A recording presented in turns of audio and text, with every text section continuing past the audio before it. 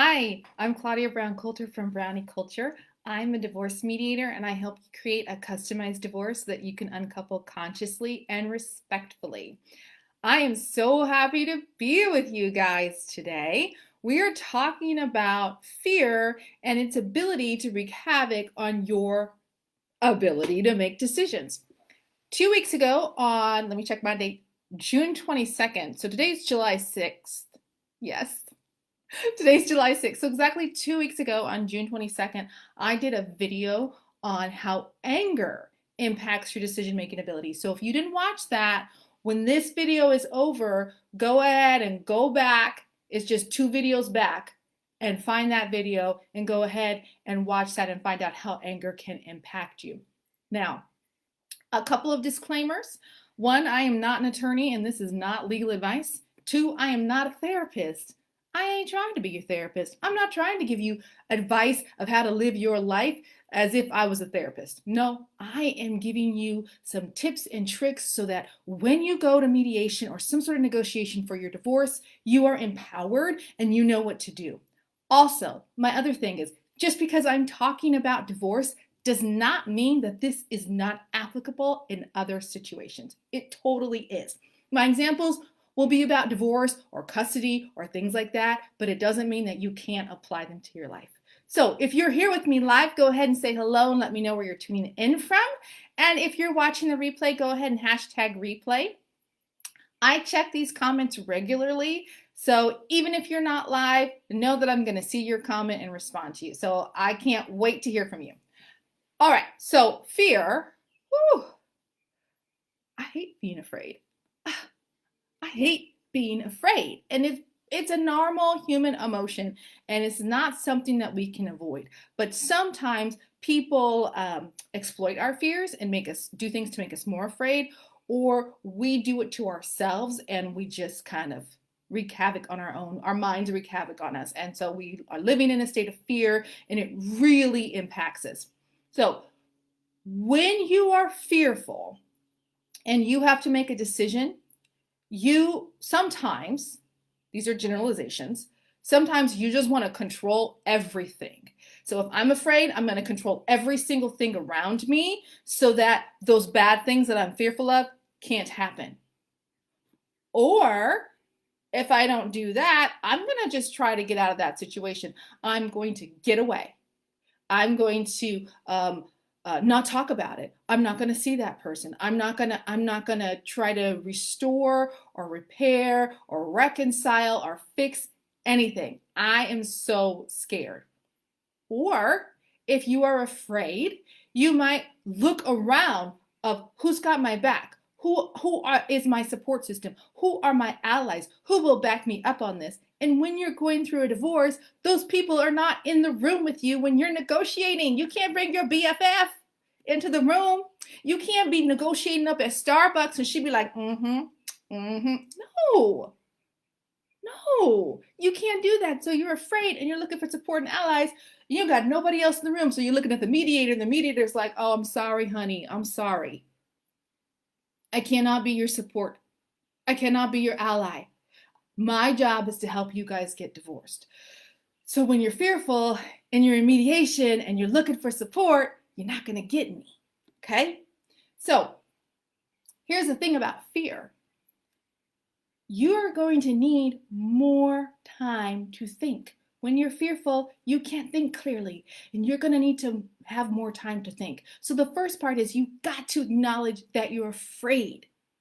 If you don't acknowledge that you are fearful, you're not going to recognize, oh, wait, can I get a little time out? I need a little break so I can process this information. Okay. So you're going to need time to think, and guess what? That's okay. The other thing about being fearful is it can get such a grip on your heart and really on your mind. It's here, right? Oh my gosh, it's here. Especially in the middle of the night.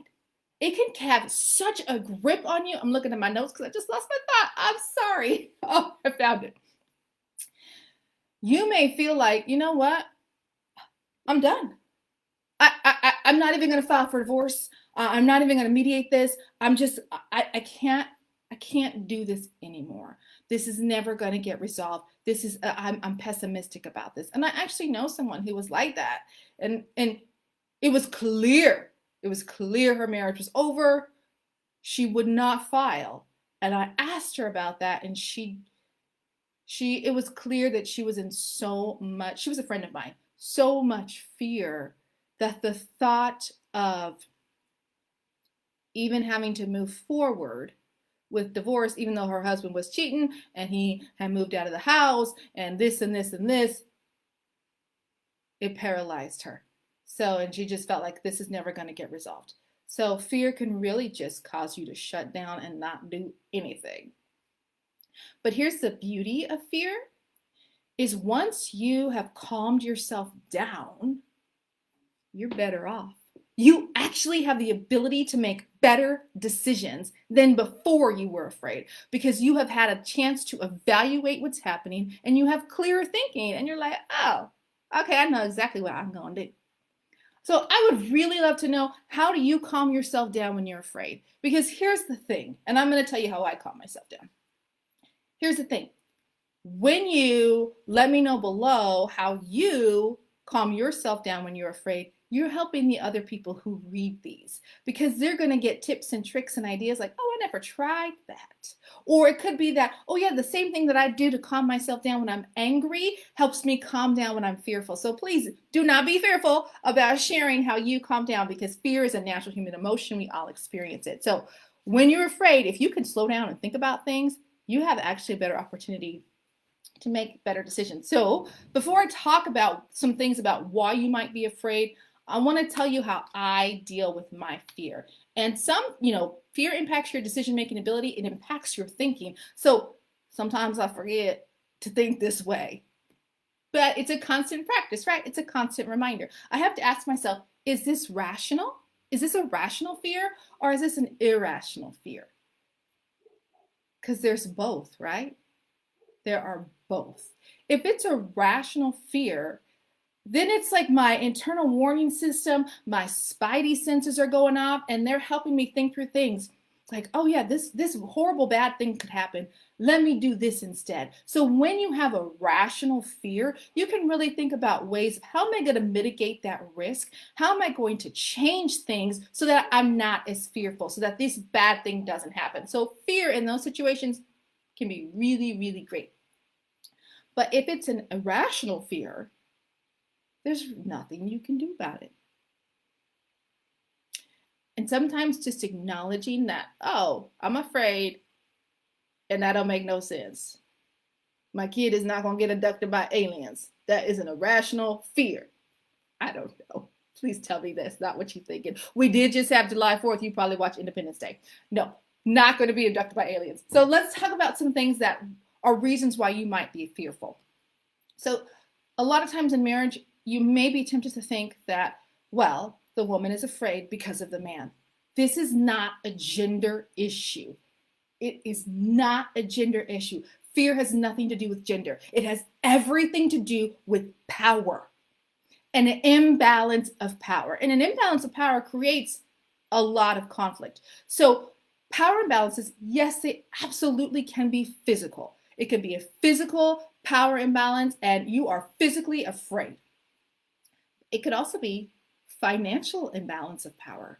It could be that somebody holds all of the purse strings and you are fearful about what will happen. I actually talked to someone, it was a gentleman who was in that situation. It was clear he was fearful of his wife. There was a clear financial power imbalance because she was working and she was supporting him as he was finishing school, and then the divorce happened. Clear financial power imbalance. He was terrified. It could be a social power imbalance, that your spouse has all the social capital in your relationship. It could be that all of the friends are theirs, or they are so charismatic or charming. That's a charming. That's a red flag. Charming? No, I don't need charming. But they could be so charming that they charm other people into thinking, horrible things about you, and so they rip away your social support. Remember when I said earlier that when you are fearful, you are looking around for support and allies? Well, a person who's trying to make you afraid, if they have the social capital, if they have the social power, they can take that support away from you. And the other type of power imbalance could be a positional power imbalance. Maybe your spouse is a CEO, or maybe your spouse is a religious leader. There is some positional authority that they have there that really creates an imbalance of power. Now, let me say, as I talked about in my video on anger, anger also is a natural emotion. Fear is a natural emotion. We are more likely to be angry as we go through a divorce. Not so much afraid of somebody else, though. You might be fearful of what things might happen, but not necessarily, well, I'm scared of this person. If you are scared of your spouse, it's an indicator that it might be a time to transition out of that relationship. You should never be afraid of your spouse, even when you're going through a divorce. And if you are, and this person is doing things to make you more afraid, that's somebody who is considered high conflict. They may have a personality disorder, but we don't diagnose. There's no point in diagnosing, right? There's no point in diagnosing. You don't diagnose. They're called an HCP, high conflict personality. So they may have some issues or some little nuances that they really are getting off on making you fearful. So you need to recognize that. Okay, so here are some ways to help yourself create some safety also for you. I'm doing like this, something in like boundaries, some barriers, some boundaries. So especially when you have children, if you don't have children and you're getting a divorce, woo, praise the Lord, hallelujah, that's good. That will make things easier for you, because once you are done, you are done. You got the house, you divided the house, you figured out retirement, you're all done. Don't be their friends afterwards. Don't do it. Don't do it. Okay, but if you have children, they ain't never going away.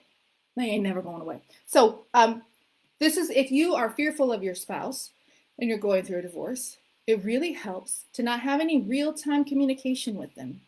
Even if you see them, it's just like, okay, hi, all right, here's the kids. Have a good weekend, guys. I love you. I'll see you later. And go. Don't have real-time communication with them. Don't have a conversation. It doesn't create any sort of written record, and you can kind of lose your cool, especially with your spouse. They'll push your buttons, and pretty soon you know you're just going to be afraid and terrified. Don't have real-time communications with them. Don't talk to them on the phone. If you have things via text or email or some sort of court-approved recording, they're kind of like text, like Our Family Wizard, or FAYR, F-A-Y-R, or Talking Parents. Those are all recorded, and you could get PDF printouts of them, and then if you have to go to court, they're admissible in court, more so than text messages. But here's why they are gold if you're afraid. It gives you time to think. It gives you time to process your emotions. You do not have to respond right away. So I would like to encourage you, if you are fearful of your spouse and your soon-to-be ex, take things to writing just so that you can have time to respond. Who cares if they don't like it? You're protecting yourself. All right. So something else too, thinking about, is this irrational fear? So if you have children, it might be irrational fear to go, I'm afraid they might just bounce. Like, oh, it's your day? Oh, I forgot. This is why you want to have, so that's irrational fear. So what you want to do is you want to create a really solid custody plan where there's very little wiggle room. Now, custody plans can always be renegotiated, but especially in the beginning, if you've got a really good one, you probably won't ever have to renegotiate that sucker. So here's how you create a really solid custody plan. You detail things. So, for example, you have your normal custody schedule, whether that's a week on and week off, or Wednesday night and every other weekend, or 2 days with one parent, 2 days with another parent, 3 days with the original parent, and then vice versa. It's called a 2-2-3. You're always going to have a holiday schedule. Things are going to get messed up, maybe in the summer, but definitely at Thanksgiving and Christmas, things are going to get messed up. So here's the unspoken thing about custody plans. Your original custody plan, your 2-2-3, or your week on, week off, or your Wednesdays and Sundays, whatever, that's always running underneath, so that when your holiday plan is over, boom, your original custody plan picks up where it left off. Let me advise you, get that in writing. Something as simple that says, very specific, the normal custody arrangements, parenting plan runs underneath the holiday schedule. And as soon as the holiday schedule is finished, we revert back to the original custody plan.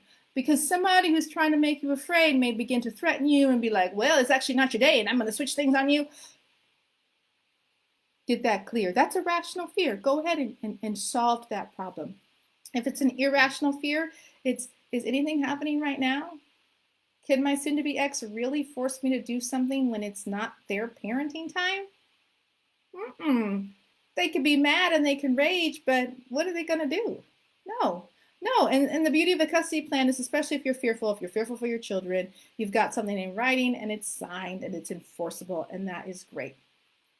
All right, and then the last thing I want to say, and I'm just checking my notes before I'm done. So if you've been with me this long, thank you. The last thing I want to say is, if you're in mediation and you get triggered, and you probably will, wow, I'm talking fast. Got to catch your breath. But it's a reminder for you to catch your breath too. If you're in mediation and you're feeling fearful, you're triggered, go ahead and take a break. Can we have a timeout? I need a break. Whether that's in-person mediation or an online mediation like I do, ask for a break. My sessions are short. They're 2 hours at a time. We're never going to sit there for 12 hours and hammer out your divorce. Oh my goodness, no. I can't stare at a screen for 12 hours. I don't want to be in a room with you for 12 hours. You don't want to be in a room with me for 12 hours. We're going to be hungry. So knowing that when you do something like family mediation, you have short amounts of time, that will help. But even with that short amount of time, if you need to take a 5-minute break to be like, okay, is this rational? Is this irrational? Or I got to go walk outside for a minute. Whatever you need to do to calm down, go ahead and take that break. I'm giving you permission right now to ask for a break. Do what you need to do, because your decisions today impact the rest of your life. Don't let somebody scare you into making a bad decision. You can do this. You now are equipped and you have the tools to not let fear take over your life and not let somebody else make you afraid. Take a time out, keep things in writing, take a beat, and then get back to it. Okay, don't forget, if you didn't let me know already, please let me know how you personally handle your fear. And if you haven't watched my video on anger and how anger impacts your decisions, go back. It was on June 22nd, exactly 2 weeks from today. I believe it's 2 videos back. Go ahead and check that out. Okay, once again, I am Claudia Brown Coulter from Brownie Culture. I know divorce can be scary, but you can do it. And I am here to empower you and help you to be calm. You can do this. You got this. All right. Have a great one.